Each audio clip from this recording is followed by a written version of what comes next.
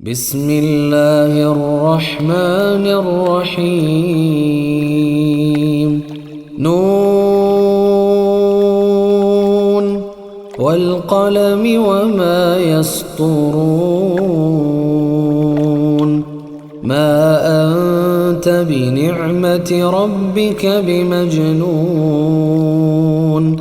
وإن لك لأجرا غير ممنون وإنك لعلى خلق عظيم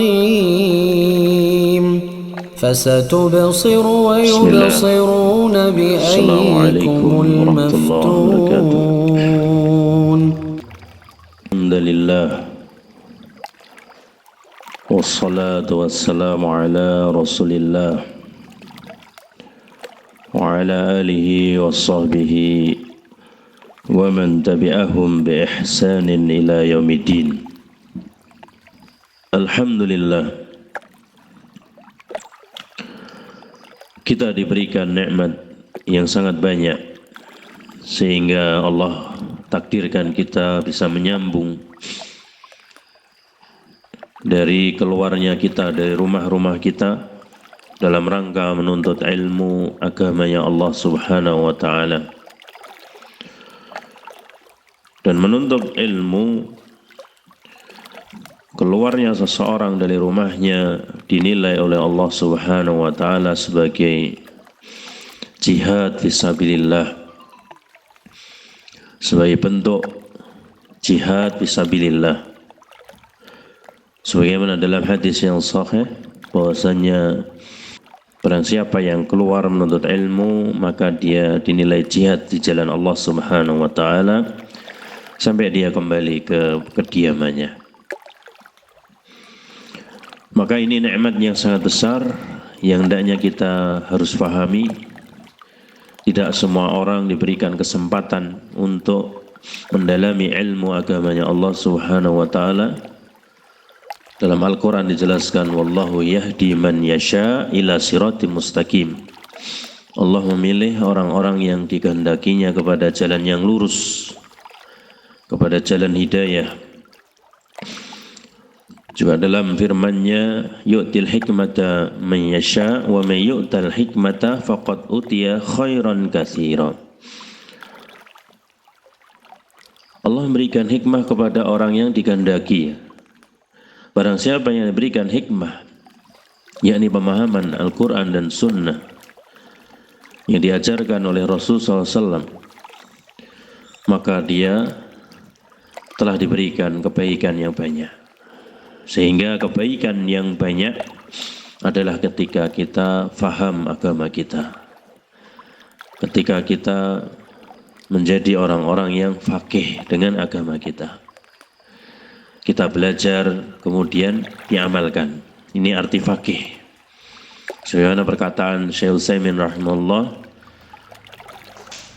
faqih itu adalah alladzina ya'maluna bima alima, yaitu orang yang mengamalkan dari ilmu yang dia telah ketahui. Ini orang-orang yang faqih. Dan itu adalah orang-orang yang dikehendaki kebaikan. Orang yang dikehendaki kebaikan tidak hanya diberikan kelebihan-kelebihan dalam masalah dunia. Bisa jadi kalau diberikan kelebihan dunia menjadi fitnah buatnya. Tapi yang diberikan kebaikan, yang sebenar-benar kebaikan adalah ketika dia faqih, berilmu dan mengamalkan ilmu agama ini. Sebagaimana sabda Rasulullah SAW, man yuridillahu bi khairan yufaqihu fiddin. Barang siapa yang kehendaki Allah kebaikan, maka difaqihkan dalam agama ini. Maka kita sedikit demi sedikit kita runtutkan untuk belajar ilmu agama. InsyaAllah biidznillah ta'ala kita mohon pertolongan Allah Subhanahu wa ta'ala. Kemarin telah kita belajar kitab Tauhid.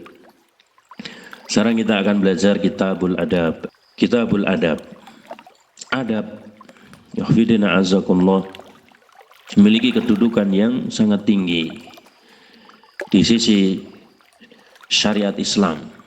Ya, sampai dalam Al-Quran dijelaskan bagaimana Nabi kita merupakan orang yang paling beradab, orang yang paling berakhlak, yang paling mulia akhlaknya. Dalam surat Al-Qalam dijelaskan, wa innaka la'ala khuluqin adzim. Sungguhnya engkau wahai Muhammad memiliki akhlak yang mulia. Sehingga kita umatnya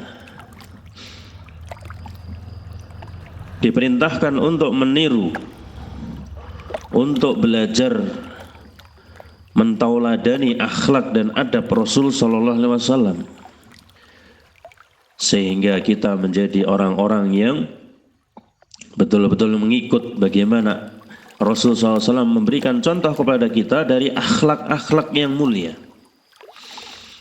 Sehingga sangat penting kedudukan akhlak di sisi Allah dan Rasulnya, bahkan di sisi para pendahulu kita yang saleh, di sisi para sahabat, di sisi para ulama. Ya, karena ketika seseorang memiliki ini, hakikatnya dia telah memiliki warisan yang banyak yang datang dari Rasul sallallahu alaihi wasallam dalam masalah adab dan akhlak. Maka Allah Subhanahu wa taala memuji Rasul sallallahu alaihi wasallam dalam surat Al-Qalam, wa innaka la'ala khuluqin adzim. Sungguhnya engkau wahai Muhammad SAW memiliki akhlak yang mulia. Bagaimana akhlaknya Rasulullah SAW?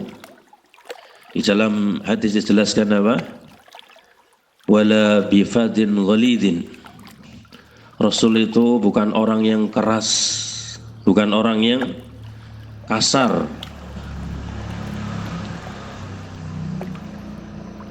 Wala yadfa'us sayyi'ah bisayyi'ah. Rasul itu bukan orang yang suka membalas kejelekan dengan kejelekan. Akhlaknya Rasul SAW orang yang lemah lembut, ya, kemudian tidak membalas kejelekan dengan kejelekan. Untuk bayangkan, di antara akhlak-akhlak yang seperti ini yang kita butuhkan sekarang, ya. Maka dijelaskan dalam sebuah hadis, inna rifqa la yakunu fi syai'in ila zana. Sungguhnya kelembutan itu tidak ada pada sesuatu melainkan akan menjadikan indah.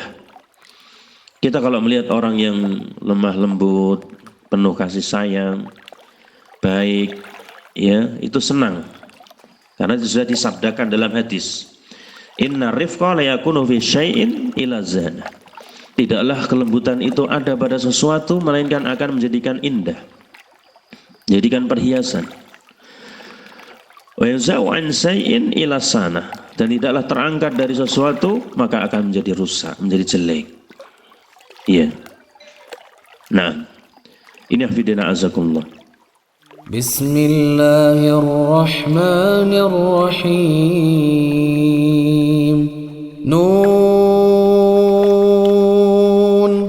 والقلم وما يسطرون